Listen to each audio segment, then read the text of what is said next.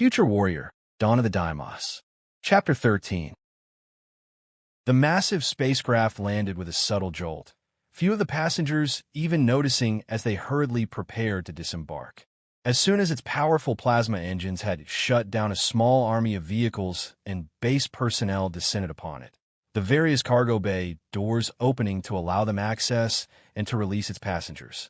Stalker's boots touched the tarmac of the landing pad, a thin layer of coarse reddish sand on the hard surface crunching slightly under his weight. Stalker paused and took a slow, deep, deliberate breath, filling his lungs, the fresh air with a hint of the ocean feeling like a tonic he had long been craving for.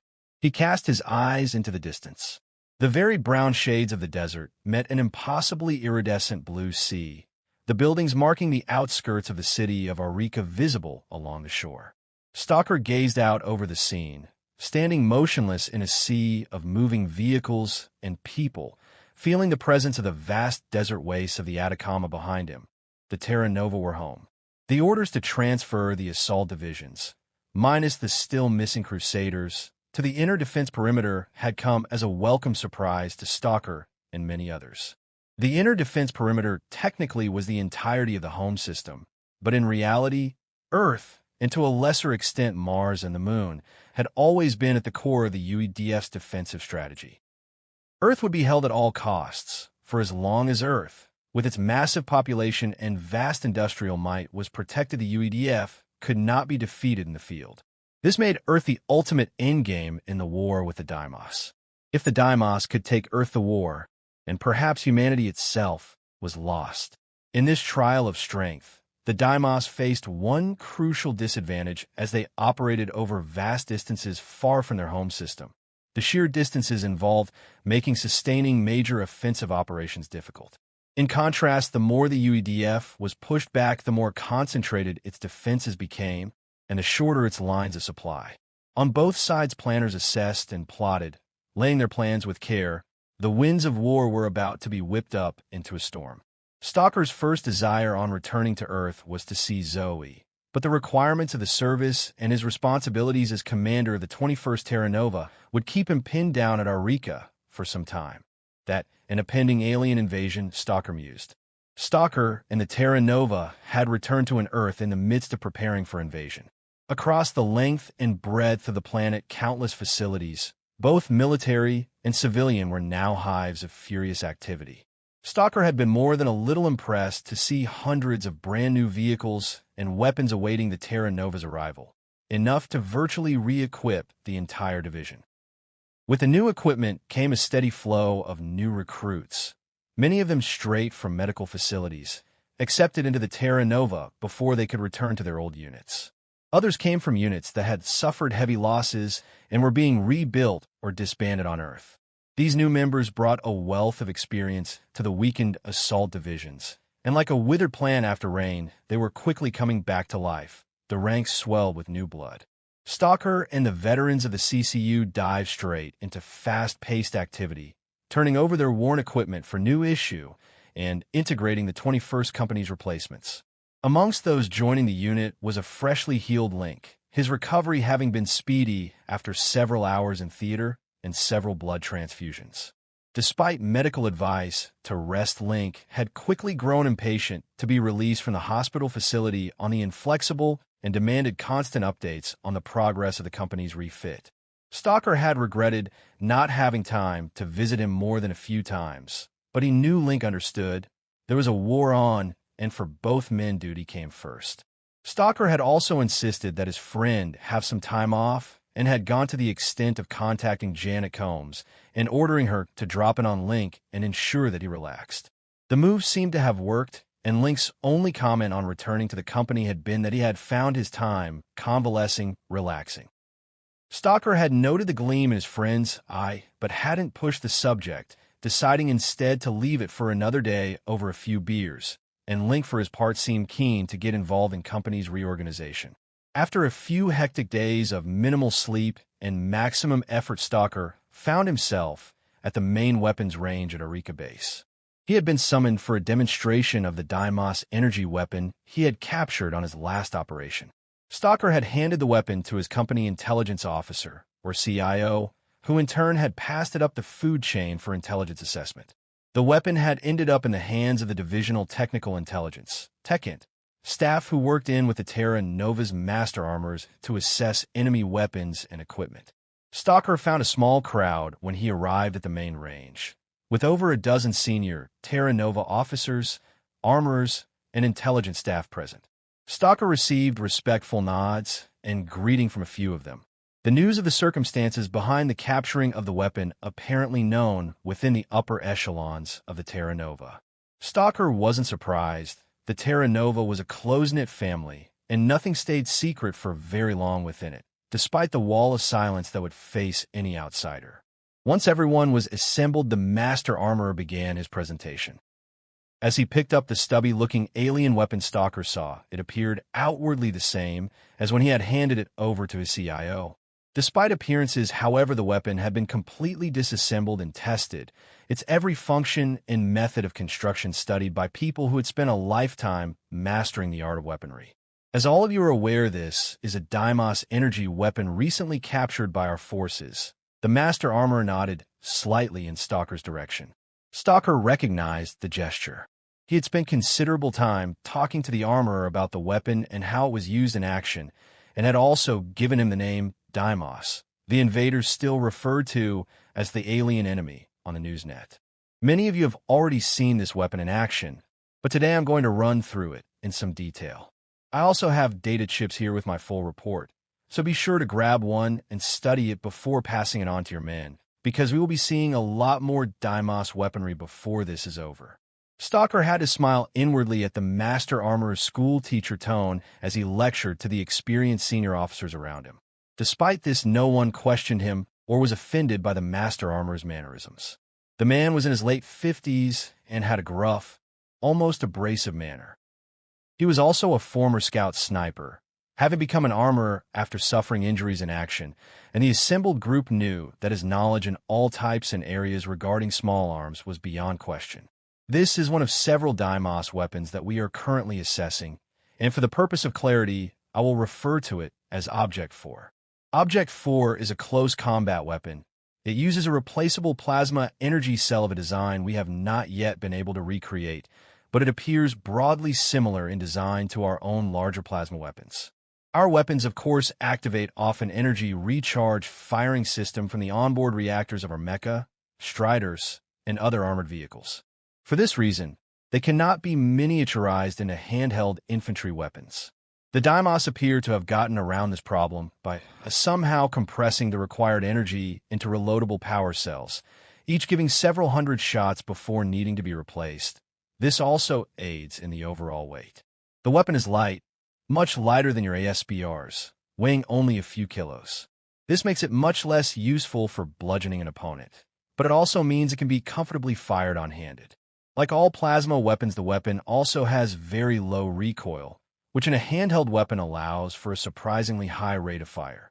He paused and held the weapon up so everyone could clearly see it, detaching an energy cell from the under its front. Note the energy cell is molded smooth to match the contours of the weapon. It is released and engaged by simply applying pressure to two release points, one on either side of the cell. He reinserted the cell with an audible click. Also note the lack of a trigger guard. The molded polymer trigger is exposed. This is most likely for ease of use regardless of claw length. He turned and walked to the firing line. Object 4 has only one firing setting, fully automatic.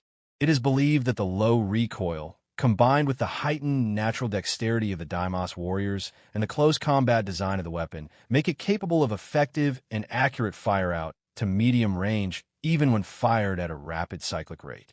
He turned and shouldered the weapon, aiming downrange. The weapon is aimed with a relatively simple, fixed red dot-type sighting device, again reinforcing the weapon's close combat design. With a flash, the weapon discharged, sending a stream of blindingly fast streaks of green energy fire downrange, the burst cutting a target in two. We have analyzed the power of the round. It is mildly superior to the standard 9mm AP ammunition used by our IAW-30s and 30CS. That said, it lacks their range and accuracy or pure penetrating power of our 12mm impulse ammunition. He paused and took a deep breath, appearing to weight up his next statement with care. Our analysis of the Deimos infantry weapons and equipment we have currently come into contact with had led us to one possible conclusion. The Deimos infantry and armored forces so far encountered are primarily equipped for space warfare and divisional-size ground operations. This suggests that they are something equivalent to our own UEMC and do not represent the main striking power of the Deimos ground forces. With this in mind, we can expect to encounter much heavier equipped Deimos units in the event of a major surface attack on densely populated and better defended targets. Stalker and the others soaked up the news in a reflective silence. Everyone knew that heavier populated and better defended targets could only mean one thing: Earth and the home system. Stalker had been back from the presentation of the range for about an hour when a third Terra Nova unit commander arrived and hand-delivered a message. He was to report to Alpha 1 immediately. Stalker felt a sinking feeling in his stomach as he handed over to Link and headed to the base CP. There was only one matter that could warrant bringing him up before the divisional CO: a serious breach of conduct. Stalker had known that the events at the end of his last operation would catch up with him eventually. The striking of a fellow UEDF officer, even one from the intelligence branch, was an unforgivable loss of discipline. Stalker had been waiting outside the commanding general's office for about 20 minutes when the general's adjutant emerged and ushered him inside, closing the door behind him, leaving Stalker and the CO alone. Stalker walked up to the long wooden desk and stood at rigid attention, the general appearing not to notice his presence. A few moments of shuffling paper, the general looked up, his gray eyes and steely expression revealing nothing but cool hardness. He reached over and retrieved a piece of paper from his desk and held it up, examining it for a long moment, before returning his attention to Stalker. "Do you know what I hold here, Battle Commander?" Stalker flicked his eyes to the piece of paper in the CO's hand. "No, sir. I'm holding an official UEDF breach of conduct complaint notice with a formal request for speedy disciplinary proceedings with provision for a dishonorable discharge. I am holding a piece of paper that says that one of my officers, an elite and highly experienced soldier, did strike an intelligence branch major in the course of his duties. What have you to say to that accusation, Commander?" "The accusation is 100% true. I don't deny that I acted improperly. I have no excuse, sir." "So you don't deny it?" "No, sir. You don't deny striking a fellow UEDF officer who is in no way acting improperly and only carrying out his duty?" "The incident occurred on return from a special operation at the behest of the intelligence branch. We had sustained 6 killed, and virtually everyone else, including myself and my 2 IC, was wounded.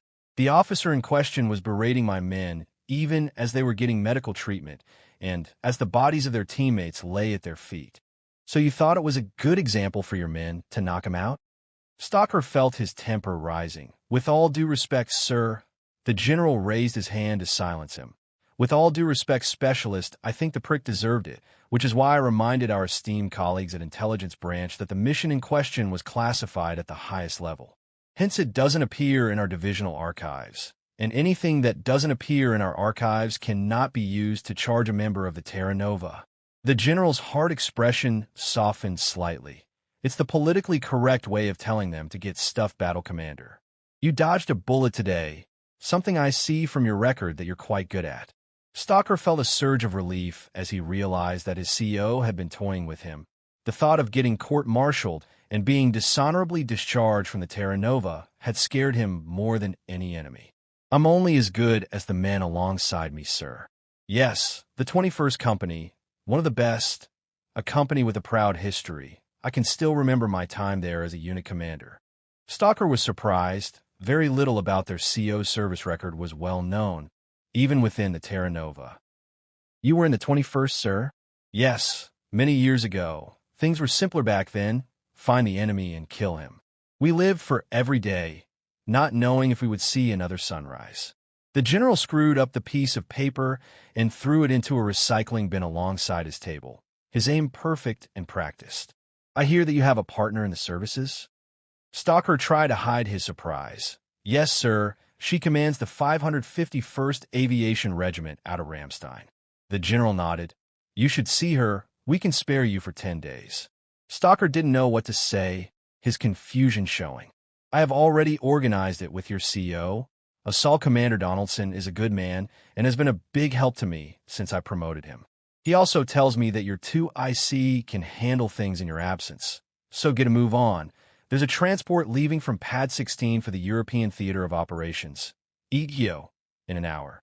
Stalker was dumbstruck, the realization slowly dawning that Alpha 1 had known about him and the incident long before summoning him to his office. Stalker realized just how wise the leader of the Terra Nova was, his considerable respect for the man going up still further. Stalker saluted. Thank you, sir. Don't thank me. You've earned it. Now enjoy yourself. That's an order. Stalker turned to leave. If you have any authority issues at Ramstein, let me know. I'll pull a few strings and have you officially seconded to her command for a few days. Stalker saluted again and was about to leave when something occurred to him. There's one more thing, sir. Oh, what's that? The objective on my last mission. It wasn't the reconnaissance data stated in the op-plan. It was something else. The place I infiltrated with my men was far more than just a radar tracking station.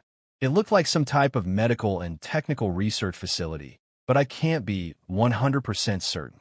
A frown crossed the general's face. Leave it with me, Commander. I'll look into it. Stalker left the general's office feeling lighter, the prospect of seeing Zoe again overwhelming. From his office, the Terra Nova CO watched the young battle commander leave, new energy in his step. The man reminded him of himself about 20 years earlier, dedicated, bright, and impetuous. Even in war, there had to be time for love, something to remind them what they were fighting for. Stalker stepped off the transport at Ramstein feeling a little conspicuous in his midnight black EEA and full weapons loadout. But with a Deimos attack on Earth possible at any time, there was no such thing as true downtime. Stalker wondered where Zoe would be. It was about 2 in the afternoon, and he had decided to surprise her. She knew he had returned to Earth. Indeed, he had spent the twilight hours of every night since returning to Aurica talking to her on a comm link. It was a partly cloudy day at Ramstein, the external temperature readout in the EEA's HUD reading 22°C. Stalker followed the other passengers into the nearby terminal and notified the duty controller of his presence as a courtesy. The man proved helpful, informing him that Pilot Commander Lassiter was doing an inspection of the 551st Aviation Regiment's aircraft. A few minutes later, Stalker walked out onto the tarmac. A long line of heavily armed skirmisher assault gunships stretched along Zoe's regiment's assigned parking bays. Stalker could see a group of UEAF officers slowly working their way down the line towards where he was standing. Stalker walked up to the end skirmisher, admiring the fierce-looking machine.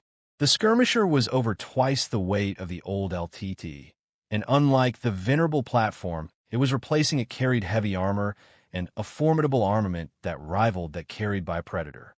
The other obvious difference to the LTT was in its propulsion system, the tilt rotor pods of the old LTTs being replaced by 4 plasma jet turbine pod engines.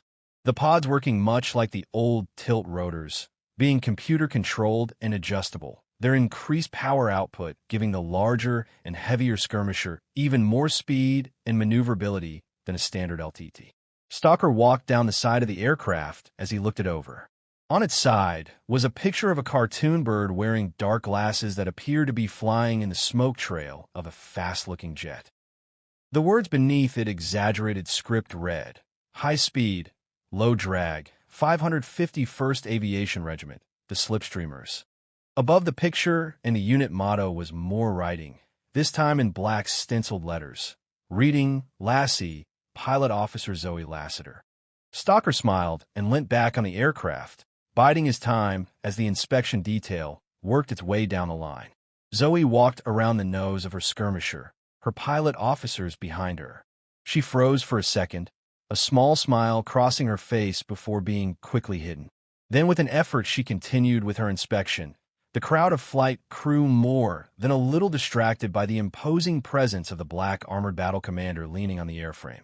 Stalker watched her work as she moved from point to point around the aircraft, ensuring that everything was in prime condition and ready for imminent deployment. As she talked, Stalker thought he detected a slight huskiness in her voice, but her movements were smooth and meticulous. Once the inspection was completed, Zoe dismissed the flight crews, a wave of chatter breaking out over the previously silent group, Stalker having more than a sneaking suspicion that much of it was about him. With the war against the Deimos drawing ever nearer to Earth, and the much-publicized role of the assault divisions in the fighting, their glances, as they walked away, were barely concealed. The presence of a Terra Nova battle commander complete with ASBR, sword, and full weapons loadout on a UEF flight line was not a common occurrence, and Stalker guessed that within a few minutes the news would be all over the base. Zoe looked Stalker up and down as she had done to her aircraft, close scrutiny showing on her face, her eyes ending up resting on his. "You looking for something, Pilot Commander? I'm just wondering how many new scars and bruises you're hiding under your armor this time. Every time you go away, you come back with more. One or two, you'll have to tell me about them. Sorry, no pillow talk, orders from the powers that be." Stalker broke into a sly grin that Zoe knew well, and he saw the challenge accepted as her eyes danced with inner fire. "That wasn't a request, Battle Commander. That was an order. You have no power over me, Pilot Commander. I'm not under your jurisdiction." Now it was Zoe who broke into a sly grin. "Tonight, you will be." The next few days passed in a whirlwind of activity, Stalker spending his time on base, the base range officers more than happy to accept his help in training the administration staff in weapons handling and marksmanship. It was not often they got a chance to learn from a member of one of the assault divisions, let alone one who had fought the new mysterious enemy, and they seized it. With the short notice and threat of attack, Zoe was unable to get any time off, so during the day Stalker left her to run her command, not wanting to prove a distraction, and instead worked at keeping busy. In between time at the training range and communication with Link to double-check on preparations at Arika, Stalker toured the vast facility that was UEF Ramstein. The base was a network of runways, hardened hangars, both above and below ground, and huge arsenals crammed with the essential materials of war. Ramstein was one of the largest UEDF facilities in the European Theater of Operations, or ETO, and with the mobilization of Earth's resources and manpower to war, it was a hive of activity. Every hour, thousands of troops and countless tons of equipment were moved through Ramstein, destined for bases all over the ETO and beyond. The sheer scale made Arika look positively small by comparison, and having seen many other UEDF facilities during his career, he had to conclude that Ramstein was arguably one of the most impressive, the volume of traffic it could handle only matched by a handful of others. Unknown to Stalker, others too had been watching and marveling at Ramstein's bustling activity, but for very different reasons. Outside Ramstein's perimeter, Atlas Hirden sat in the shade of a cafe and coolly watched the distant lines of transports moving ceaselessly. Atlas took a sip from the thick, strong double-shot coffee he had ordered. Idly he regarded the drink. It seemed like a metaphor for Earth, a sweet, inviting, frothy upper layer that hid a dark bitterness beneath.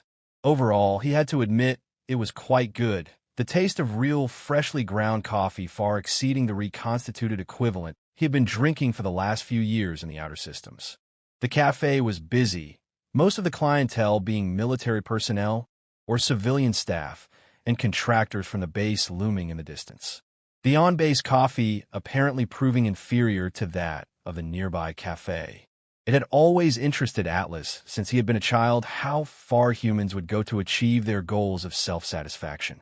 That base personnel would lose minutes of valuable productive time to satisfy their petty desires for fresher coffee seemed to Atlas to be a sad indictment of humanity as a whole. As he watched the customers come and go, Atlas considered the scene detachedly.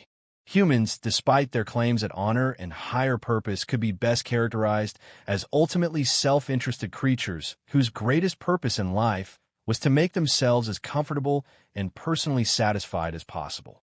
Atlas had always felt a distinct separation from those around him, and the cafe added to the sensation. There was nothing on Earth that Atlas considered worth saving. Atlas turned from the cafe and refocused on the base itself. Earlier, he had taken a stroll past one of the base's main gates, seeing for himself the reinforced checkpoints and pillboxes manned by UEF security forces. The walk had been the last act of several days he had spent carefully assessing the defenses of the sprawling military complex.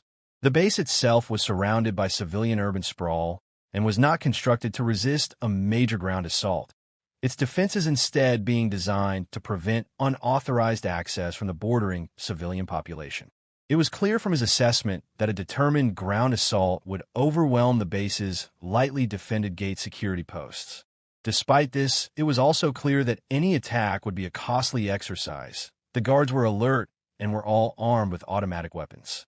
That part, however, did not bother Atlas. One lesson he had learned early on was that there was never a shortage of useful idiots to spill blood and have their blood spilt. Atlas looked at his timepiece. The digital readout read 0655 HRS. 5 minutes until the shift change at the base perimeter checkpoints. Taking one last sip of his coffee, Atlas activated his portable comm link and punched in a number. UEF Staff Sergeant Franz Zucher had been in the UEAF just over 5 years and had worked his way up to his current rank as a senior non-commissioned officer, SNCO, through quiet dedication and reliability. His current assignment was to assist the clerical, supply, and staff officers in the management and upkeep of the never-ending flow of records and data at UEF Ramstein. He was considered a bit of a loner by his teammates, but that wasn't particularly unusual for those who dedicated themselves to clerical duties and administration, many often finding more comfort in statistics and record-keeping than in drinking and socializing. On his immaculately organized desk, his comm link beeped, and he hit the connect button, the sound of the call coming through in his earpiece. Staff Sergeant Zucher, the hour has arrived. Let the blood of the guilty flow. Let the dawn be red for our children, brother. Zucher heard a click as the comm link was severed and calmly removed his earpiece, dropping it to his desk. He stood, a few of the others at nearby desks looking curiously. Zucker grabbed his P-240 submachine gun from alongside his desk, all base personnel having been ordered to keep their issued point defense weapon, PDW, on them in case of sudden Deimos attack. With a metallic snap, he cocked the weapon and, turning to the female supply officer at the nearest desk, pulled the trigger. Stalker was chatting to an F-55 Dark Star pilot under a hardened aircraft shelter when he heard a distant popping sound. Both turned and listened, the conversation stopping mid-sentence. As they listened, there was another series of rapid pops. What the hell is that? There was another series of pops, followed a moment later by distant screams. Stalker felt his heart jump in his chest. Shit, that's gunfire. Stalker unslung his ASBR and ran towards the sound, hitting top gear as he sprinted across the tarmac. All around, people were running and yelling, more shots continuing to ring out. As Stalker ran, he listened to the sound of the shooting, trying to get a fix on its location as the sound echoed off the base buildings. As he approached an administration building, the doors suddenly burst open and people began pouring out in confusion. Shooting was now ringing out from several other buildings, seeming to come from every point of the compass. Stalker saw some of the fleeing administration staff go down in the doorway, firing ripping the air. A man in a blue UEAF uniform emerged from the building holding a weapon and spraying bullets indiscriminately. Stalker snapped up his ASBR and shot the man while still on the run, blood spraying in the doorway. As the blue uniform man went down, his unarmored chest ripped open by the power of the burst of 12mm impulse rounds. The UEF security troops were now responding, and Stalker held his rifle pointing at the ground, lest he be mistaken for an attacker. As Stalker watched the squad of security troops reach the man's body and remove the weapon. As they cautiously moved through the doorway, and last man raised his weapon and opened fire, cutting down his teammates. The sight froze Stalker for a split second, and as he brought his ASBR up, the man got off a burst at him, which went wide, his magazine running dry. Stalker cut the man down, the long burst from his ASBR tearing the man to pieces. All around the base, firing echoed and confusion reigned as erstwhile colleagues cut down their companions. Stalker left the wounded for the medics and ran through the network of base buildings. Bodies lay everywhere, and he tried not to look at them, terrified he might see Zoe. Stalker had just rounded a corner near one of the base gates when there was a massive explosion, the blast almost knocking him to the ground.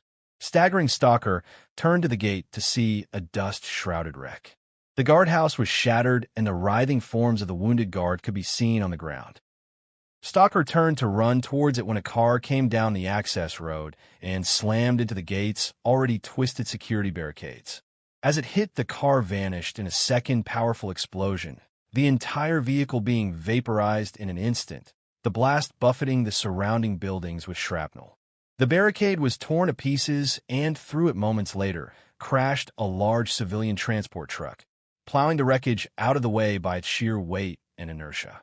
Stalker didn't hesitate and opened fire on the truck, peppering the cab with impulse rounds, the truck slewing to one side and halting.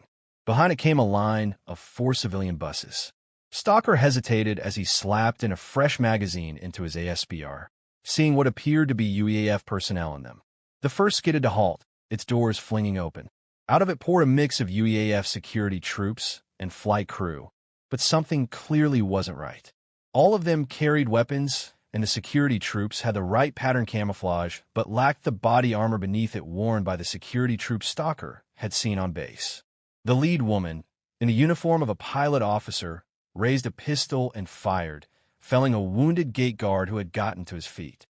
Stalker dropped to one knee to steady his aim and opened fire as more and more poured from the buses. Other scattered base personnel rallying to his distinctive figure and joining him in the growing firefight. Many of the raiders reacted to the unexpected obstacle by taking the path of least resistance and running to several base buildings close to the gate, and soon firing was issuing from windows and doorways. At first, the scattered and confused base personnel were pushed back, but as the attack continued, the defenders rallied and resistance stiffened, and they had managed to keep the enemy from the flight lines and the aircraft parked there. Stalker popped around the corner of a building and lobbed a 50mm frag grenade from his M503 into a window, the explosion throwing a blue-uniformed figure out onto the pavement with a meaty thud. The battle had been raging for about 30 minutes, and Stalker slung his now empty ASPR, drawing his Z8A pistol instead. Around him was a motley group of security personnel, flight crew, admin staff, and aircraft maintenance crew, most armed only with pistols.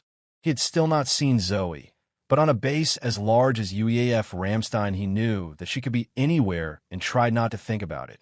Now he just had to concentrate on defeating the enemy infiltrators. Stalker was just wondering about his next plan of attack when a new sound caused him to look around. Coming in directly over the base was a flight of 6 skirmishers, the assault gunships heading straight for an empty landing pad by a nearby hangar. Stalker watched them come in. The front of the transports was painted with a grinning shark's head full of white teeth, and, on the side, they had 2 crossed winged swords. A mechanic next to Stalker began to swing his IW-30 onto the incoming aircraft, but Stalker reached out and stopped him. "Trust me, you want these guys on your side." The skirmishers touched down, and out of their doors poured soldiers in urban combat camouflaged EEA, their helmets and armor lacking the custom styling of the assault divisions.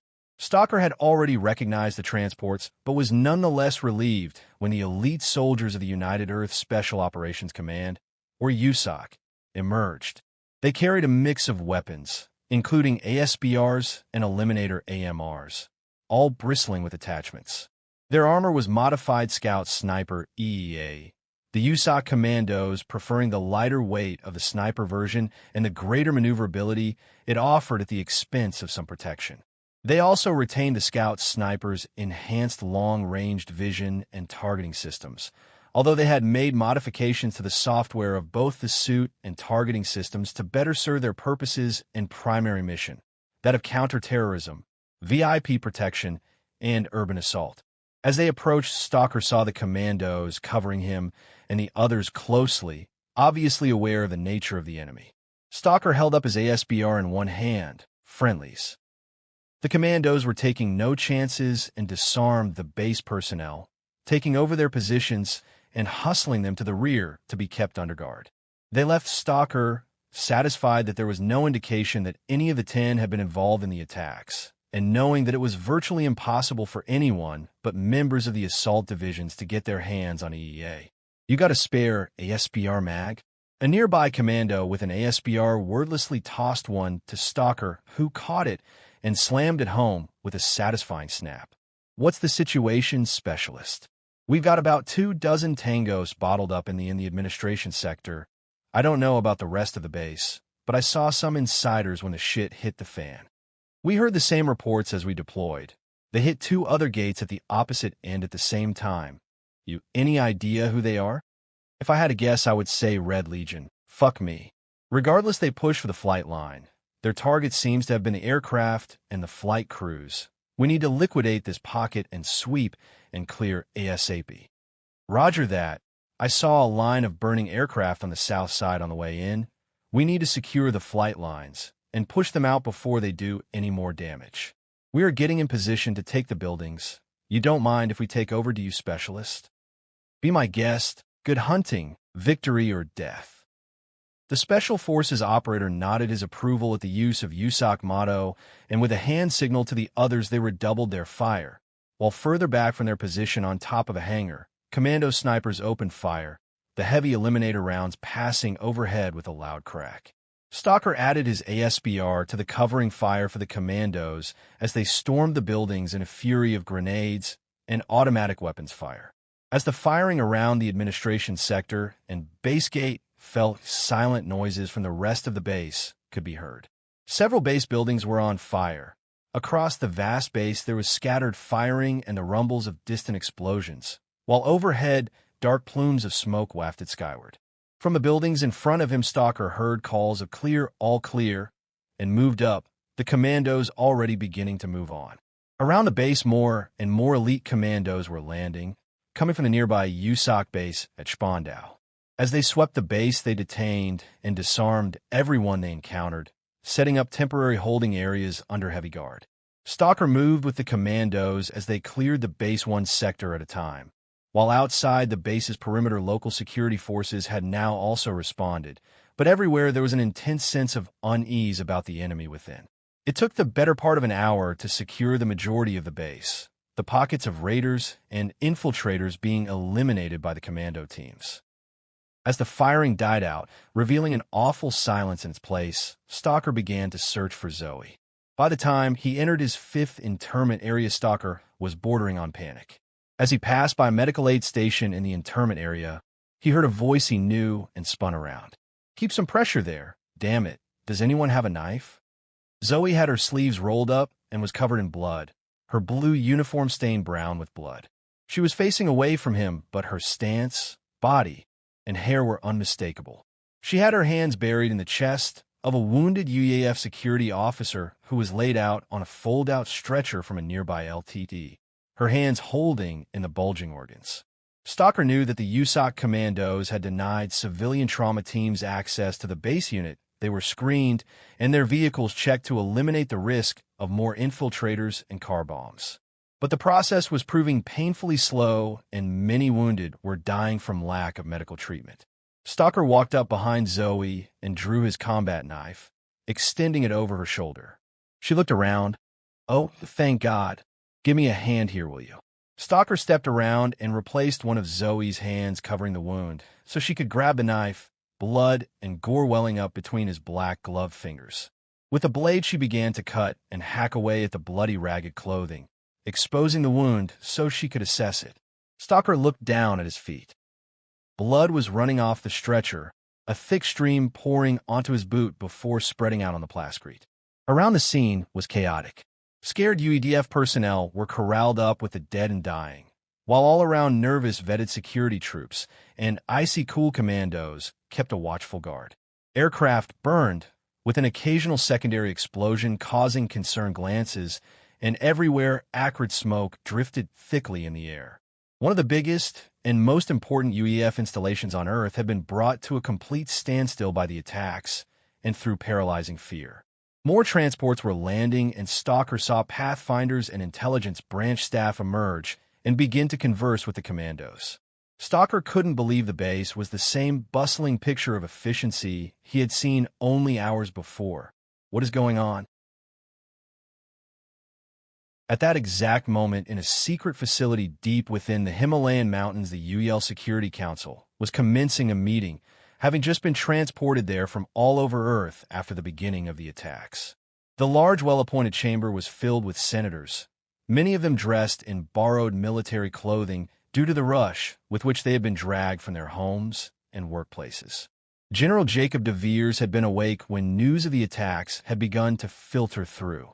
This was not unusual, his staff knowing that his habits as a workaholic meant that he slept an average of only 5 to 6 hours a day and often slept during the day after working through the night.